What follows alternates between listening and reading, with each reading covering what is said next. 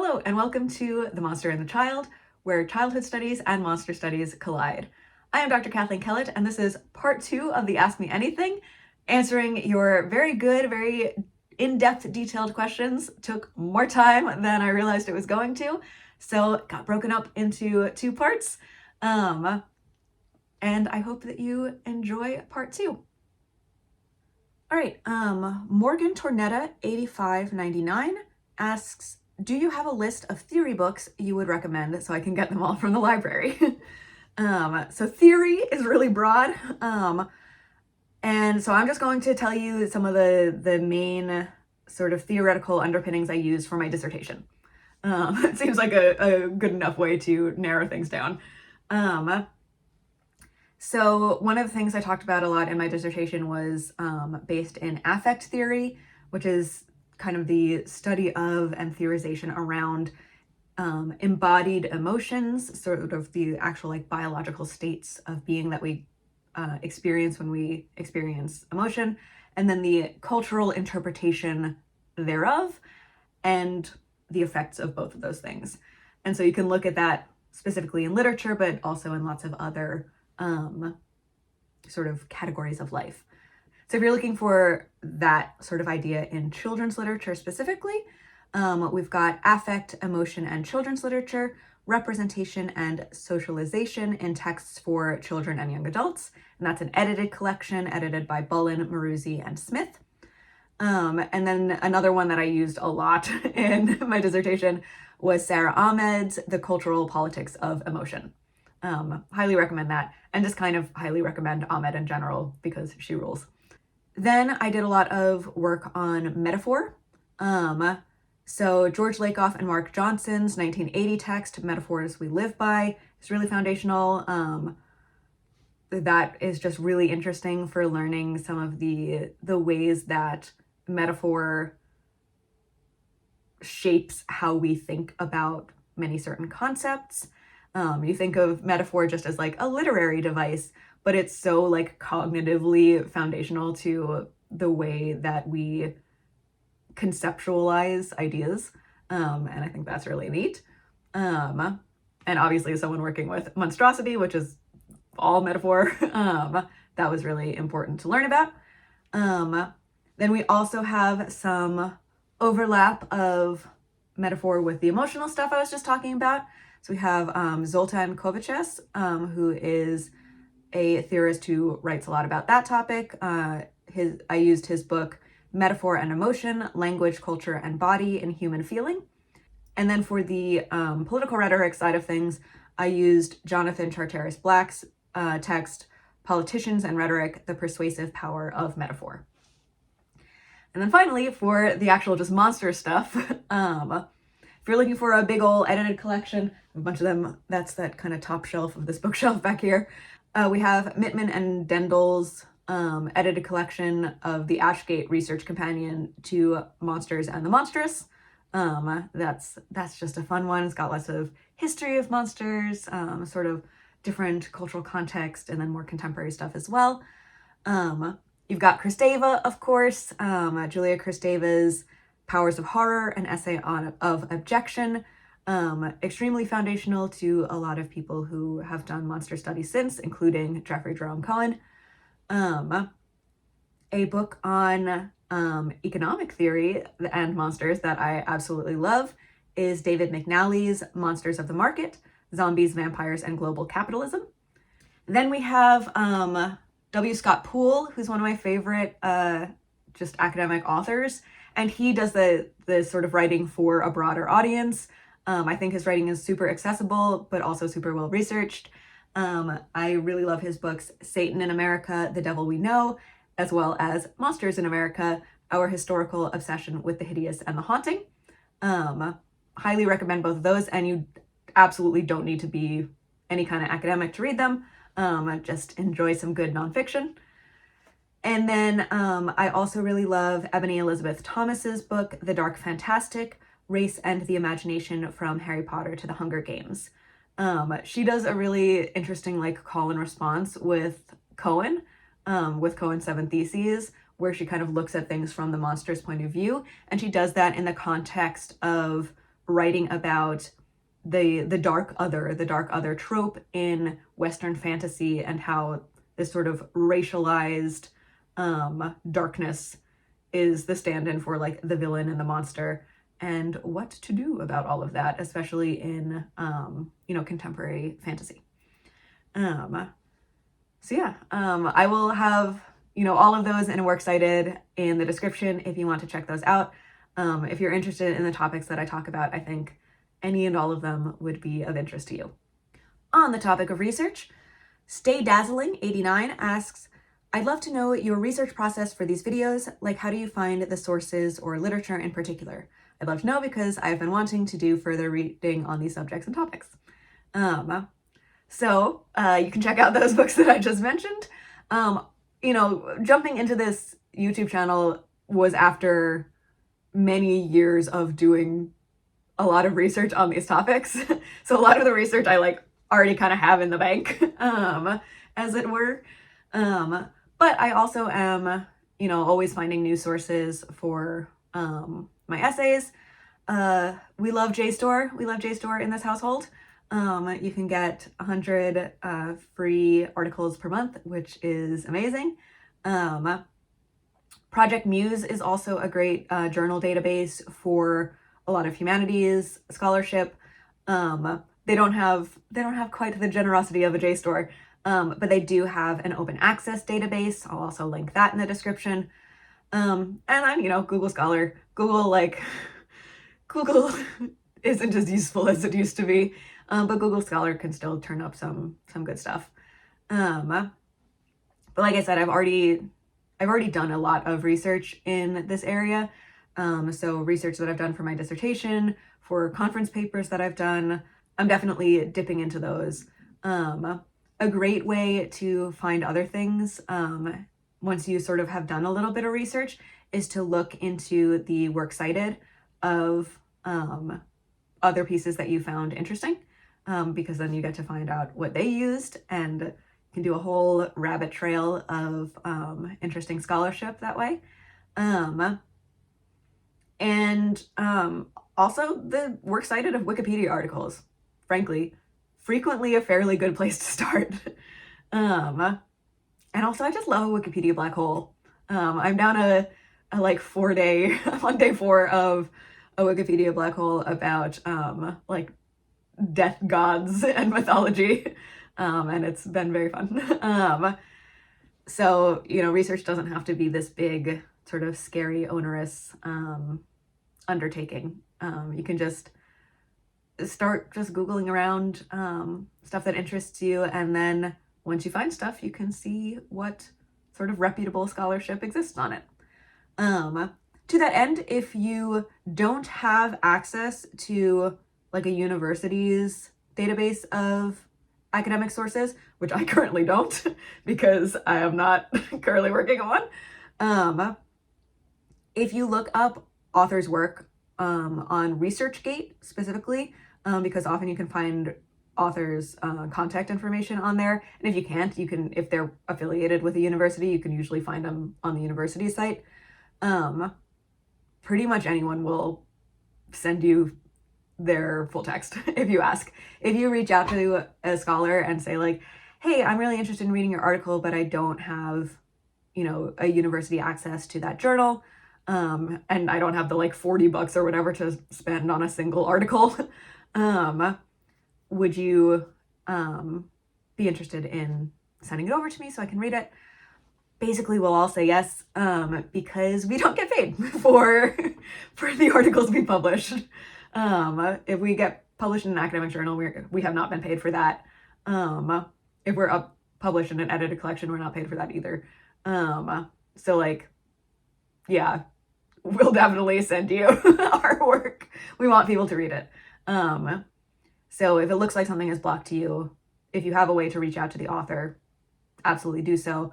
And as long as, it's a current email and they're currently working and looking at their university email, then you are very likely to get that article sent to you. On that topic, RedBlack9618 asks, have you written anything we can read? Any published papers? Yes, I have 3 published papers. The first 2 are about his dark materials, because again, that was what my master's thesis was about. So in 2018, through University of Toronto Quarterly, which did a special edition on monster studies, I published an article called Beyond the Collapse of Meaning, Narratives of Monstrosity in Philip Pullman's His Dark Materials. And that was also the title of my thesis. So that article is very much a highly condensed version of the thesis itself. And then in 2022, a book called Containing Childhood, Space and Identity in Children's Literature came out. This is an edited collection that I am in. And that also has a chapter about his dark materials for me, although that one actually wound up having a lot less to do with the thesis in terms of where the paper took me. But that one is called The Open Gates of Eden, Uncontainable Adolescence in Philip Pullman's His Dark Materials. And then last year, 2024, a article that I wrote was published in Magistra Jadrtina, which is actually a Croatian academic journal, because the University of Zagreb actually has a big children's literature program. And I participated in a conference that they held in 2023, and then they sort of solicited those papers from us, from the attendees, to publish. Luckily, the paper could also be in English, because I do not speak Croatian. So my paper for that was Monster Book Club, Engaging with Youth Political Knowledges Through Young Adult Literature, and that was taken from my dissertation research. So if any of you are interested in those, I would be more than happy to send them to you. You can always send me a message. You can email me at themonsterandthechild@gmail.com. And I would be glad to send anyone who wants the text of those. Okay, and then we have a long list of questions from John Kelly 7725, so thank you for all of those. The first one is, any thoughts on Moomin, possibly about having monster children without the scary elements? It's on the list. The list is probably a few months long now, so it might take a little while, but I have always wanted to get more into the work of Tove Jansson, because as a person, she absolutely ruled. I honestly don't have much familiarity with Moomin stuff yet, but I am very excited to. On the more immediate list, I do have a video that's going to come up about exploring children's fears through monsters in animated movies and picture books. So that idea of monster children without the scary elements is coming. That will probably be in like February-ish, based on my current schedule. Okay, next one is, what are some good monster kids books for different ages? Would love your idea on what kids should read. Kids should read whatever they want. It's important to recognize that they always have lots of different tastes and interests, but if they're interested in monsters, then I certainly have some things that I also love. And some of these will be like showing my age because they're things from my own childhood. The first like creepy story that I can remember loving was the book Tailypo, A Ghost Story by Joanna C. Galdone. I remember getting in trouble for kissing the library book because my teacher said that was germy. But I just really liked the book as a little kid. And I was a really very easily frightened child. So no one could have predicted when I was little that I would go into monster studies. But that was probably the first one where I was like, this is spooky in a way that I really enjoy. And going way back to those early picture books, Monster at the End of This Book, absolute classic, and one that I will be talking about in that video that I just mentioned about sort of learning how to manage fears through monsters. For middle grade, starting with sort of easier readers, loved a Bunnicula story when I was in elementary school. Obviously, I just did a whole video on Animorphs. You know, quite the undertaking, but extremely worth it. I love the Bartimaeus trilogy by Jonathan Stroud, which I would say is like upper middle grade. In the first one, the main child character is 11, 12. So I'd say like certainly around that age could read and enjoy. But they're pretty hardcore in terms of like emotional content. But they're also very funny. Bartimaeus is a djinn who on occasion gets enslaved by human magicians, and he does not like that. So he is sort of compelled to do the will of this child called Nathaniel, but he has a lot to say about it in the meantime. But Bartimaeus is such a compelling monster character. He's really sad. Like, he's so funny, and like if you like funny footnotes, like this book has it in spades. But long ago, he had a friendship with a magician who summoned him, and that is typically not the experience of spirits being summoned by magicians. Usually it's just enslavement. So like he knows that humanity can be good sometimes, but it so infrequently is in his experience.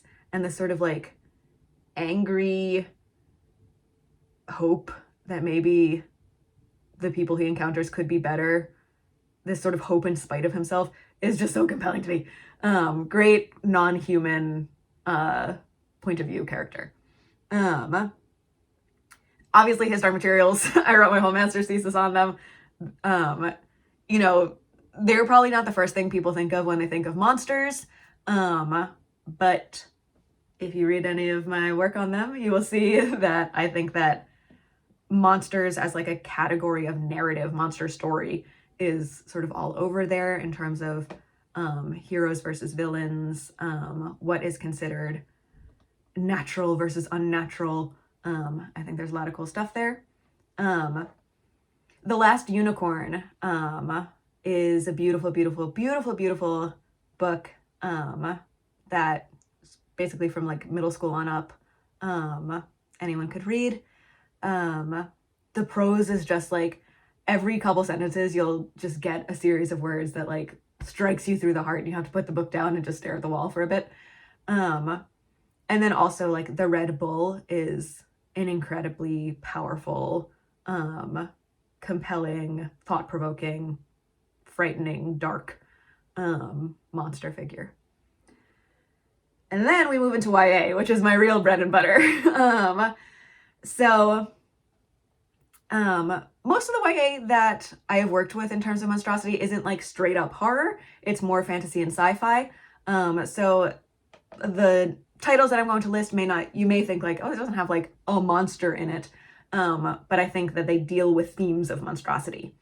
So we have got Leigh Bardugo's Six of Crows. Probably don't have to say much about them because they're so popular, but I love them. The work of Rachel Hartman, the Seraphina duology, as well as Tess of the Road. They're also on that shelf behind me. I haven't read In the Serpent's Wake yet, which is the follow-up book to Tess of the Road. But Tess of the Road is incredible. I think the Seraphina duology is also very good and definitely has lots of monster stuff in it because the main character is a half dragon, and which is an identity she is trying to hide. But Tess of the Road, I feel like just levels things up and is like really thought-provoking, has a great character at the forefront, and I highly recommend. The Dread Nation duology by Justina Ireland, that's post-Civil War zombies and the black girls who are recruited to fight them. So obviously there's a ton of stuff there, and that also has really excellent point of view characters. The Fever Wake duology by Victoria Lee, that's also, you know, the through line of all of these is like characters who I find really complex and messy and compelling, and Fever Wake has that in spades. that is a magical pandemic that if you survive it, which you probably won't, but if you do, then you come out the other end with magical powers. And it's about refugees, politics, manipulation in politics, and also manipulation of young people from untrustworthy adults. So a lot of good stuff there. One of my favorite YA authors is Patrick Ness. The Chaos Walking series has great monster stuff in it, as well as his book Release.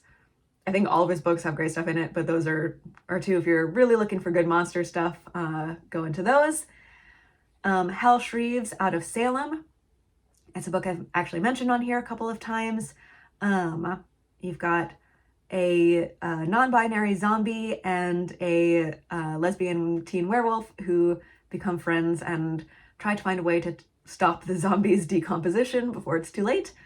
And it all takes place in 90s Oregon.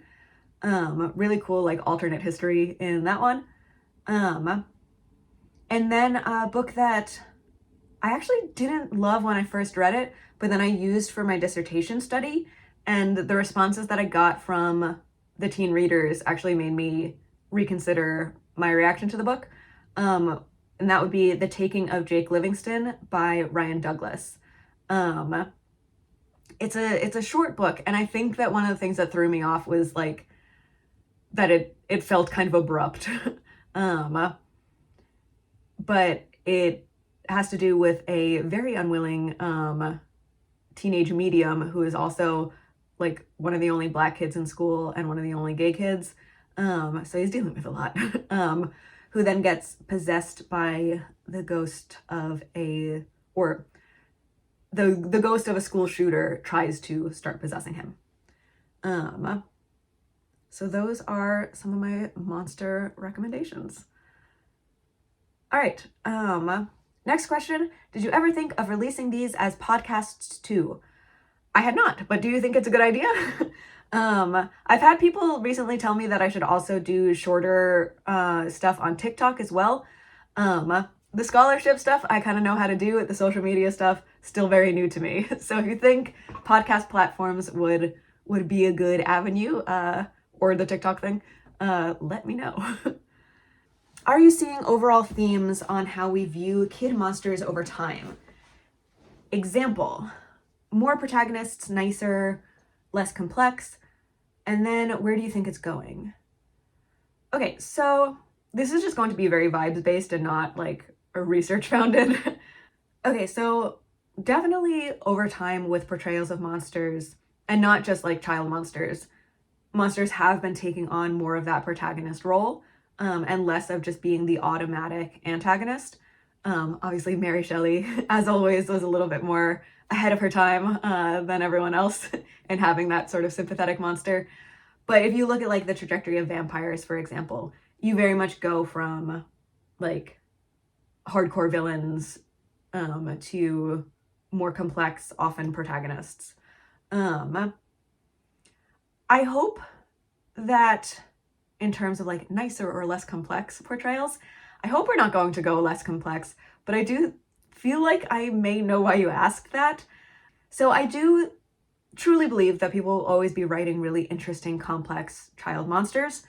But I do think the question points to some didactic trends and flattening of sort of moral content for children or about children that I'm hoping we can sort of steer away from in the future. One of the things that I always keep in mind is something that my best friend told me once, which is I hate when monsters don't get to act like monsters. If we're gonna write monsters, keep it weird, keep it messy. Don't just be like, oh, they're such a monster, but actually they're secretly the good guy and there's nothing actually that wrong with them. Because that's not challenging, and that's not necessarily interesting. I'm, as you know, pretty much always on the monster side, if I can be. But that doesn't mean that I want them to be like the unalloyed good guy. If I wanted that, then I wouldn't be interested in monsters. I also think that a lot of children's literature, including like children's fantasy, I think it's a cross genre thing. But there is this sort of strain of didacticism and moral simplicity that can be overplayed. And that can sort of reveal how powerful the ideas and the constructs of like childhood innocence are. Because a lot of times, even if I'm reading something I agree with politically, this happens all the time. Even if I'm reading like a middle grade or a YA where the values, the message, I am 100% on board with, sometimes they just portray these ideas in such an obvious, like holding up a megaphone, not really letting the reader think for themselves, preachy sort of way, that I feel like that's just upholding childhood innocence, but in a different hat. You know, it's like we're progressive, but we still have to tell the kids what to think. Do we have to do that? I think that portrayals of child characters, as well as fiction for child readers or child viewers, should engage in complexity, especially if we're gonna dip into monstrosity, and should respect children enough to allow them access to that. Now, I don't think this is just like a writer thing. I'm not trying to like say like writers these days or anything like that, because I think it's also extremely and probably primarily an issue of publishing and an issue of studios. So whatever medium we're looking at, if we're looking at books or film or TV, people are trying to put out a lot of commodifiable, digestible content to be consumed as opposed to more complex storytelling. And that's a bummer. That's a real bummer. But I think that there is always going to be storytellers who push against that, who are trying to tell the more complex stories. And that's just what we need to seek out. So in terms of where I think it's going, certainly where I hope it's going is to explore things like children's rights through some of these stories. So back to the question before about, children's liberation or children's rights. I think we can have some stories about like kids going a little monstrous in reaction to not having the freedom and autonomy that people deserve. I think that would be cool to see. What have we been missing from a US perspective? Other ideas from other countries? That's also a really good question. My biases are very US based because a lot of my research is about monstrosity and American teens and American politics. So that is just straight up what I know the most about. I am very much like contemporary national, in my national context kind of stuff. But with that said, yes, definitely there is a ton of stuff we can learn about monstrosity, about childhood, by looking from authors and thinkers from other points of view. One thing that I think is really interesting is looking at monstrosity as not just an antagonistic thing. So way back in my like Monsters 101 videos that I did kind of first thing on this channel, I talked about how often in Western storytelling, monstrosity is the antagonist to humanity, and those categories are defined against one another and generally violently against one another. But that is not true in all cultural contexts.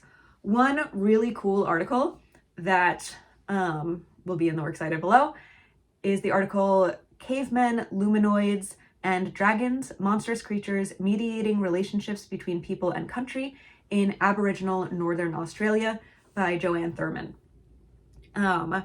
That is a really cool article that I taught in my monsters class 2 years ago that really challenges this sort of Western view of monstrosity being always bad, always something to be avoided, and always something that is not able to be incorporated into a broader worldview. Like, monstrosity is often like the undefinable other in like Western contexts that is something that we have to get rid of, push away, because it doesn't fit our categories. And Thurman talks about how in Aboriginal Northern Australian contexts, like, yes, monstrosity exists as a category, and it is a category of like not the other things, so not human, not animal, not land, etc. But it's some sort of mix or otherness beyond those categories. And so it is a category to be like wary of, but it's not necessarily a category that is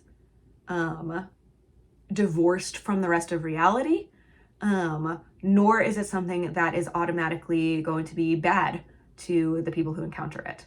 It can even often be helpful. So I think that's really cool.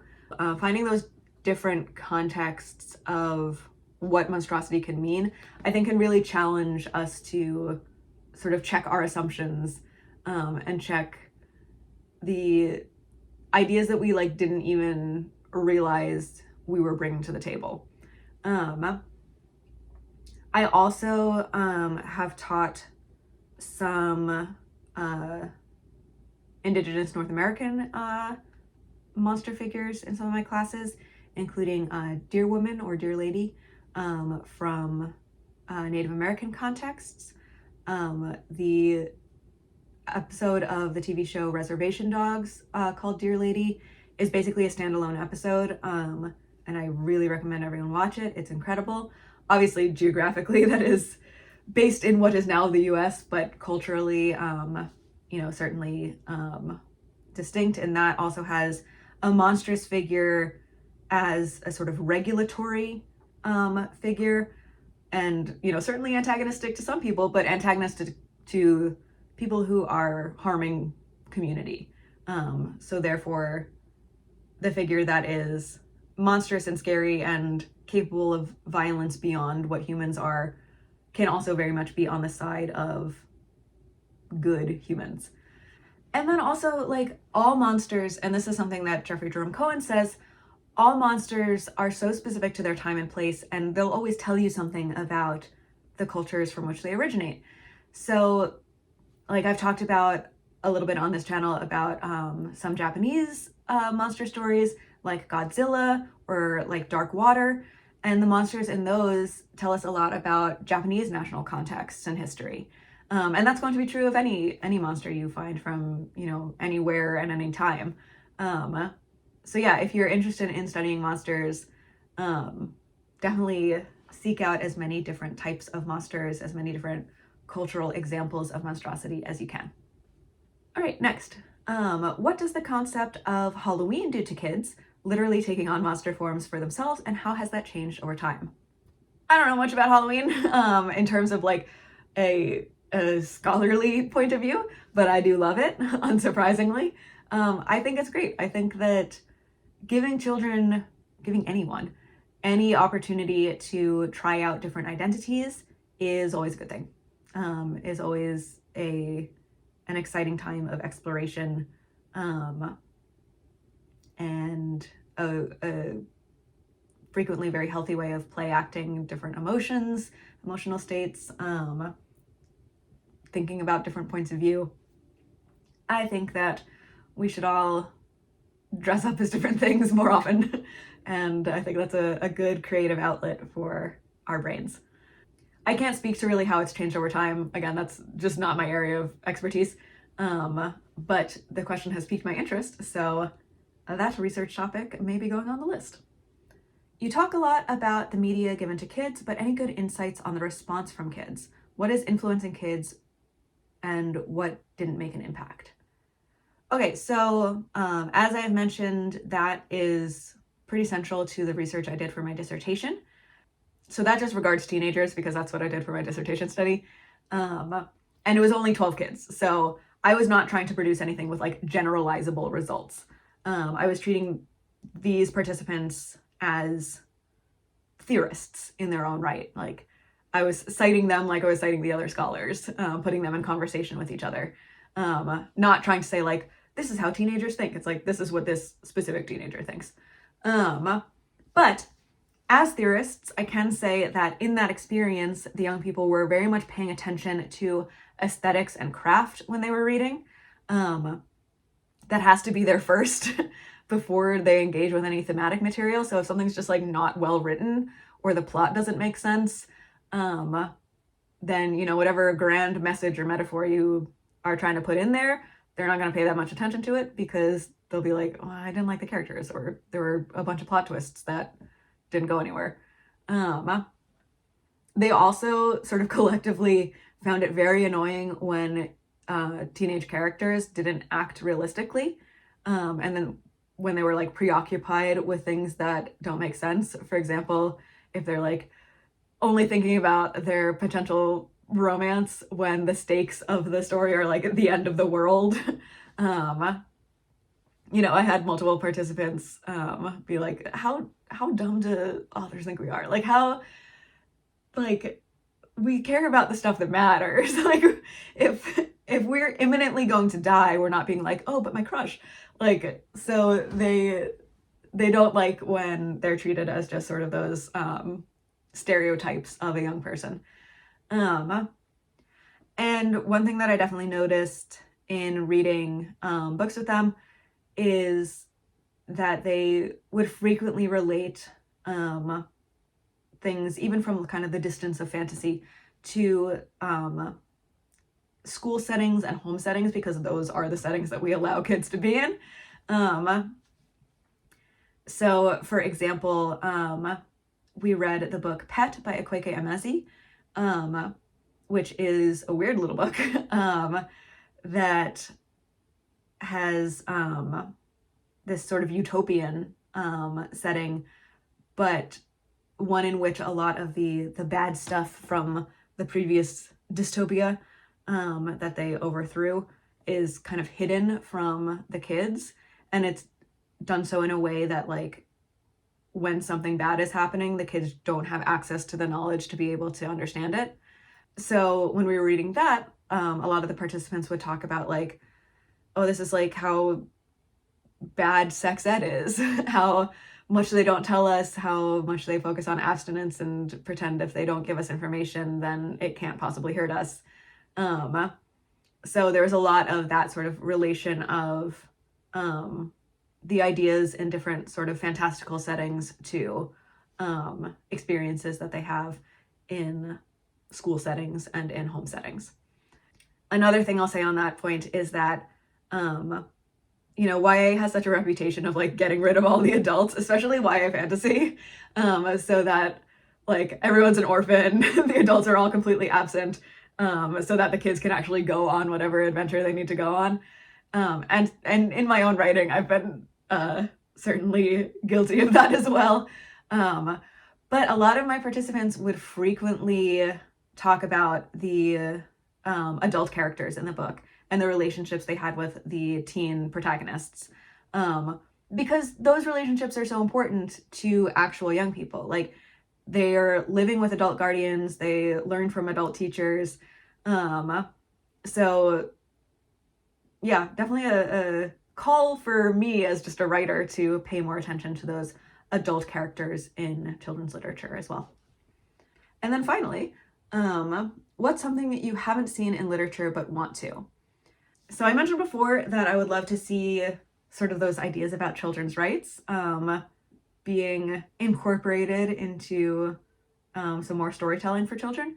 But I also just want, you know, this is not something that I've never seen before, thankfully, but I always just want more mess, more complexity, more just contradictory, difficult characters. I want people to let me get mad at them. I want authors to let me disagree with characters and trust that I'll still be compelled by them. Back to my story of that favorite teacher from 6th grade. One of the books we read in that class was The Master Puppeteer by Catherine Patterson, which is a sort of mystery story of like a Robin Hood figure within a bunraku puppet theater in Japan. And the main character is a young apprentice boy who is now apprenticing at the theater. And at one point, our teacher was like, "Oh, isn't Jiro being so arrogant in this chapter?" And a bunch of us were like, "Oh, but we like him. He's the main character. We like Jiro." And Mrs. Ivy was like, "Yeah, you can still like a character and think they have flaws and think that they can make mistakes and are doing things that you don't agree with." And my 12-year-old mind was just blown wide open. Like, I was like, this is a whole new way to enjoy books. This is a whole new way. Like, I can read this and be like, oh, he's being a little shit. And that's great. And I'm enjoying that. Yeah, so always want to see more of that. And then the final question, going back to Morgan Tornetta, was, is there a classic monster or interpretation of a classic monster that you feel most drawn to? The answer to that question is always going to be werewolves. Werewolves are my automatic fave, although I can be, because of that, can be a little picky when it comes to depictions of werewolves, if I think that they live up to the potential or not. But I just think it's like kind of the perfect monster. It's human and not, both more than human and less than human. There's collapsing of categories. It's body stuff, it's mind stuff, it's, you know, complete otherness while still having one foot in the human. So you always have like that human core of a character, and what the monster stuff does to them. Just love a good werewolf. All right, so those were the questions I received. So again, thank you very much for watching this AMA. My links to my Patreon are in the description. I've got the works cited all up there as well. And I am really excited to see you very soon for more monstrous food for thought.